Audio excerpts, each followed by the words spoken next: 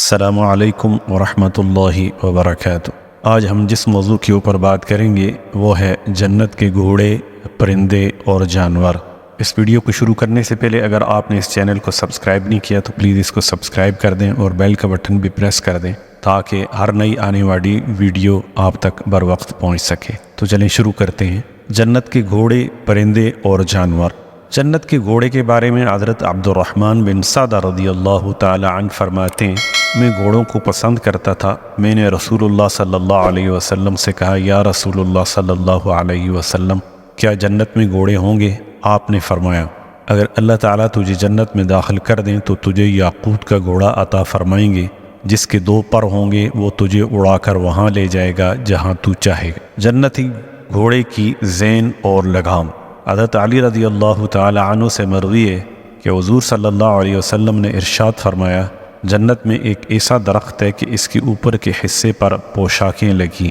اور اس کے نیچے سے چتکبرے گھوڑے نکلیں گے، ان کی سونے کی زین اور لگام یاقوت کی ہوگی اور ان گھوڑوں کے پر بھی ہوں گے۔ ان کا ایک قدم تا حد نگاہ ہوگا، وہ نہ لید کریں گے اور نہ پیشاب کریں گے۔ ان پر اولیاء اللہ سوار ہوں گے اور وہ جہاں چاہیں گے انہیں اڑا کر لے جائیں گے۔ نیچے والے درجے کے لوگ کہیں گے کہ اے ہمارے رب، ان کی وجہ سے ہمارا نور ختم ہو رہا ہے۔ ان کو کہا جائے گا کہ یہ لوگ خرچ کرتے تھے اور تم بخل کرتے تھے، اور یہ قتال کرتے تھے اور تم بزدلی دکھاتے تھے۔ جنتی پرندوں کے بارے میں حضرت مغیث بن سمع رضی اللہ تعالی عنہ سے روایت ہے کہ طوبہ جنت میں ایک درخت ہے اور جنت کے ہر گھر پر اس کی ایک شاخ سایہ فگن ہوگی، اس پر مختلف قسم کے پھل لگیں گے اور اس پر اونٹ جتنے پرندے آ کر بیٹھیں گے۔ جب آدمی اس پرندے کو کھانے کی خواہش کرے گا تو اسے بلائے گا، پس وہ پرندہ اس کے دسترخوان پر آ گرے گا۔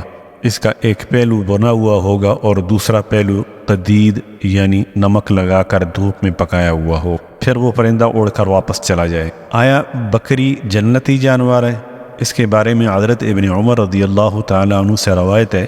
رسول اللہ صلی اللہ علیہ وسلم نے ارشاد فرمایا، بکری جنت کے چوپایوں میں سے ہے۔ حضرت ابو ہریرہ رضی اللہ تعالی عنہ سے روایت ہے، رسول اللہ صلی اللہ علیہ وسلم نے ارشاد فرمایا، بکرے سے اچھا سلوک کرو اور اس سے گندگی کو دور کرو، کیونکہ وہ جنت کے چوپایوں میں سے ہے۔ جنت کے بازار کیسے ہوں گے؟ جنتی بازار میں مشک کے ٹیلے کس طرح کے ہوں؟ اس کے متعلق حضرت انس رضی اللہ تعالی عنہ سے روایت ہے، رسول اللہ صلی اللہ علیہ وسلم نے ارشاد فرمایا، بے شک جنت میں ایک بازار ہے جس میں مشک کے ٹیلے ہوں گے، لوگ ان پر ہر جمعہ کے دن آئیں گے اور جنت کے بائیں جانب سے ہوا چلے گی جس کے سبب وہ مشک ان کے چہروں اور کپڑوں پر لگ جائے گی، جس کی وجہ سے ان کے حسن میں اضافہ ہو جائے گا۔ جب وہ گھر لوٹیں گے تو اہل خانہ ان سے کہیں گے، واللہ یہاں سے جانے کے بعد تمہارے حسن و جمال میں اضافہ ہوا۔ جنتی بازار کا سودا کیسا ہوگا؟ اس کے متعلق حضرت علی رضی اللہ تعالی عنہ سے روایت ہے،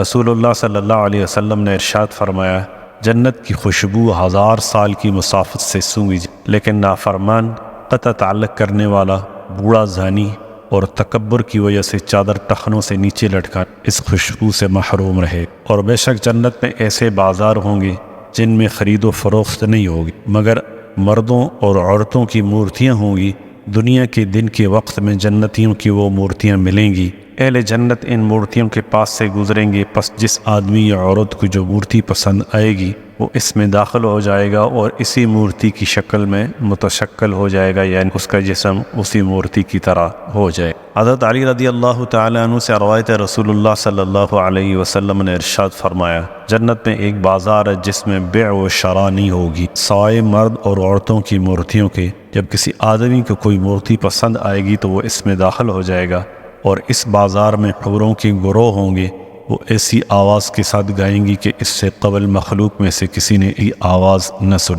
اور وہ کہیں گی، ہم ہمیشہ کے لیے ہیں، ہم ہلاک نہیں ہوں گی، ہم مزے میں ہیں، غمگین نہیں ہوں گی، اور ہم ہمیشہ راضی رہیں گی، کبھی ناراض نہیں ہوں گی۔ مبارکباد ہے اس شخص کے لیے جو ہمارے لیے ہے اور ہم اس۔ اہل جنت کی کھیتیوں کے بارے میں حضرت ابو ہریرہ رضی اللہ تعالی عنہ سے روایت ہے، رسول اللہ صلی اللہ علیہ وسلم نے ارشاد فرمایا، اہل جنت جب جنت میں داخل ہو جائیں گے تو ایک آدمی کھڑا ہوگا اور کہے گا، اے میرے پروردگار، مجھے کھیتی کرنے کی اجازت دیں، اس کو اجازت دے دی جائے گی۔ پس وہ اپنا دانہ ڈالے گا اور نگاہ پھیرنے سے پہلے اس سے 12 گز کی بالیاں نکل آئیں، اور وہ اپنی جگہ سے نہیں ہٹے گا مگر یہ کہ وہاں پہاڑ جتنے تھی کے ڈھیر لگ۔ اگلا موضوع ہے وسیلہ۔ اس کے متعلق حضرت ابن عمر رضی اللہ تعالیٰ عنہ سے روایت ہے، رسول اللہ صلی اللہ علیہ وسلم نے ارشاد فرمایا، جب تم مؤذن کی آواز سنو تو مؤذن والے کلمات کہو، یعنی آذان کا جواب دو، پھر مجھ پر درود بھیجو، پھر اللہ تعالیٰ سے میرے لیے وسیلے کی دعا مانگو، کیونکہ وسیلہ جنت میں ایک ایسا درجہ ہے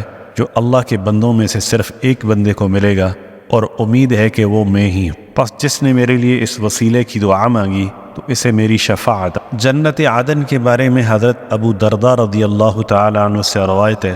رسول اللہ صلی اللہ علیہ وسلم نے ارشاد فرمایا، جنت عدن صرف انبیاء علیہم السلام، صدیقین اور شہداء کے لیے ہوگی، اور اس میں ایسی نعمتیں ہوں گی جنہیں نہ تو کسی نے دیکھا ہے اور نہ ہی کسی بشر کے دل میں ان کا خیال گزرا۔ اہل جنت کی بادشاہت کے متعلق اللہ تبارک و تعالیٰ کا ارشاد ہے، وَإِذَا رَأَيْتَ ثَمَّ رَأَيْتَ نَعِيمًا وَمُلْكًا كَبِيرًا، اور جب تو دیکھے وہاں تو دیکھے نعمت اور سلطنت۔ ایک دفعہ حضرت ابن عباس رضی اللہ عنہ نے جنت کے جلوس کا ذکر کیا، پھر یہ آیت مبارکہ تلاوت کی، وَإِذَا رَأَيْتَ ثَمَّ رَأَيْتَ نَعِيمًا وَمُلْكًا كَبِيرًا۔ حضرت مجاہد رحمۃ اللہ علیہ فرماتے ہیں کہ اس آیت سے مراد یہ ہے کہ ملائکہ اجازت لے کر داخل ہوں گے، بغیر اجازت داخل نہ ہوں۔ حضرت حسن بصری رضی اللہ تعالی عنہ سے روایت ہے کہ رسول اللہ صلی اللہ علیہ وسلم نے ارشاد فرمایا، جنت میں سے ادنا جنتی جب سوار ہوگا تو اس کے ارد گرد 1,00,000 چھوٹے بچے، اور وہ سرخ یاقوت کے گھوڑے پر سوار ہوگا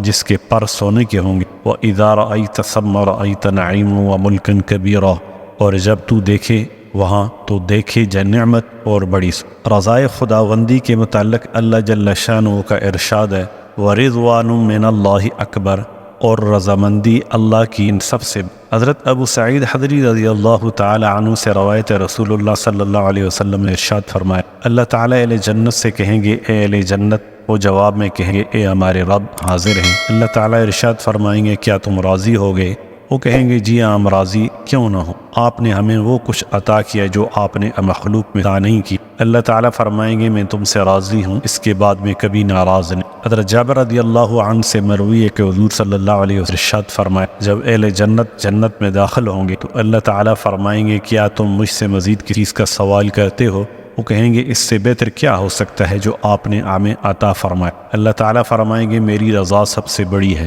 جنتی جنت میں کس شان سے داخل ہوں گے؟ اس کے متعلق اللہ تبارک و تعالیٰ کا ارشاد ہے، وَسِيقَ الَّذِينَ اتَّقَوْا رَبَّهُمْ إِلَى الْجَنَّةِ زُمَرًا، اور ہانکے جائیں وہ لوگ جو ڈرتے رہے تھے اپنے رب سے جنت کو گرو در گرو، یعنی جو اپنے رب سے ڈرتے تھے وہ جنت کی طرف گرو در گرو ان کو جنت کی طرف بلایا جائے۔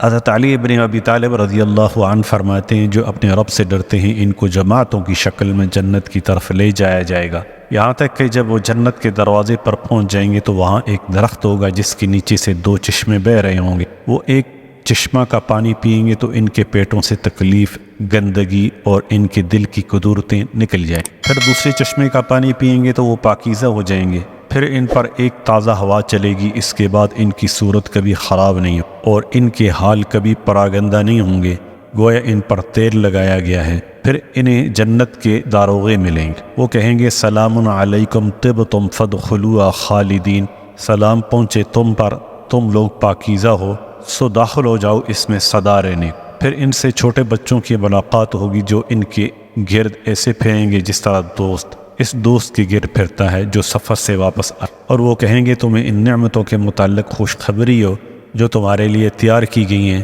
پھر ایک بچہ اس کی بیوی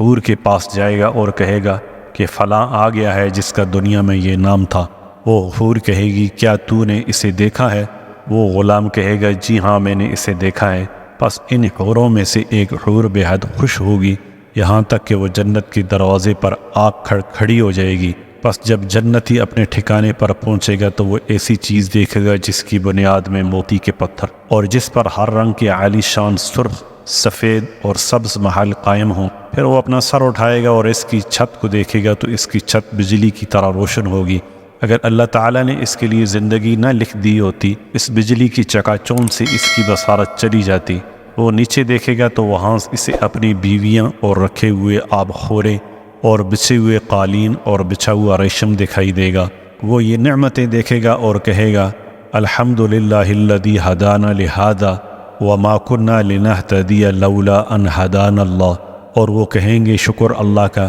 جس نے ہم کو یہاں تک پہنچا دیا، اور ہم نہ تھے راہ پانے والے اگر نہ ہدایت کرتا ہم۔ پھر ایک ندا دینے والا ندا دے گا تم ہمیشہ زندہ رہو گے، کبھی مرو گے نہیں، تم جنت میں ہمیشہ رہو گے، کبھی نکلو گے نہیں، تم ہمیشہ تندرست رہو گے، کبھی بیمار نہیں۔ دخول جنت کا اجازت نامہ کس طرح ملے گا، اس کے متعلق حضرت سلمان فارسی رضی اللہ عنہ فرماتے ہیں نبی کریم صلی اللہ علیہ وسلم نے ارشاد فرمایا کوئی شخص جنت میں داخل نہیں ہوگا جب تک کہ اس کے اجازت نامے پر یہ نہ لکھا ہو اللہ کے نام سے جو بڑا مہربان اور نہایت رحم والا ہے، یہ فلاں بن فلاں کے لیے اللہ تعالیٰ کی جانب سے اجازت نامہ ہے کہ اسے اس بلند جنت میں داخل کر دو جس کے میوے لٹکے ہوئے ہیں۔ اور حضرت سلیمان رضی اللہ عنہ سے ایک دوسری روایت میں بھی یہ منقول ہے کہ یہ اجازت نامہ مومن کو پل صراط پر دیا جائے گا جس پر لکھا ہوگا یہ اللہ غالب حکمت والے کی طرف سے اجازت نامہ ہے فلاں کے لیے کہ اسے بلند جنت میں داخل کر دو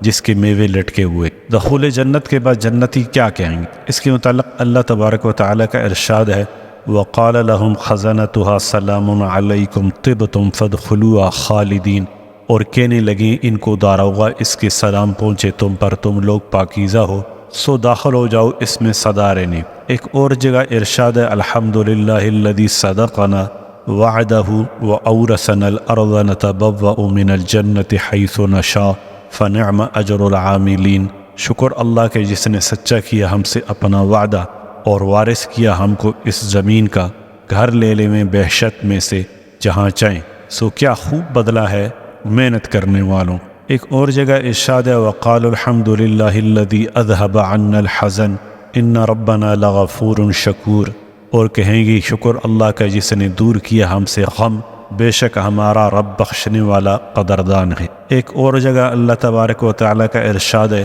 الذی احلنا دار المقامۃ من فضلہ لا یمسنا فیہا نصب ولا یمسنا فیہا لغوب، جس نے اتارا ہم کو آباد رہنے کے گھر میں اپنے فضل سے، نہ پہنچے ہم کو اس میں مشقت اور نہ پہنچے ہم کو اس میں تکنا۔ ایک اور جگہ ارشاد ہے وقال الحمد للہ الذی ہدانا لہذا وما کنا لنہتدی لولا ان ہدانا اللہ لقد جاءت رسول ربنا بالحق ونودوا ان تلکم الجنۃ اورثتموہا بما کنتم تعمل، اور وہ کہیں گے شکر اللہ کا جس نے ہم کو یہاں تک پہنچا دیا اور ہم نہ تھے راہ پانے والے اگر نہ ہدایت کرتا ہم کو اللہ، بے شک لائے تھے رسول اللہ صلی اللہ علیہ وسلم ہمارے رب کی سچی بات، اور آواز آئے گی کہ یہ جنت ہے، وارث ہوئے تم اس کے بدلے میں اپنے اعمال کے۔ ایک اور جگہ ارشاد ہے والملائکۃ یدخلون علیہم من کل باب سلام علیکم بما صبرتم فنعم عقبی الدار، اور فرشتے آئیں ان کے پاس ہر دروازے سے کہیں سلامتی تم پر بدلے اس کے کہ تم نے صبر کیا،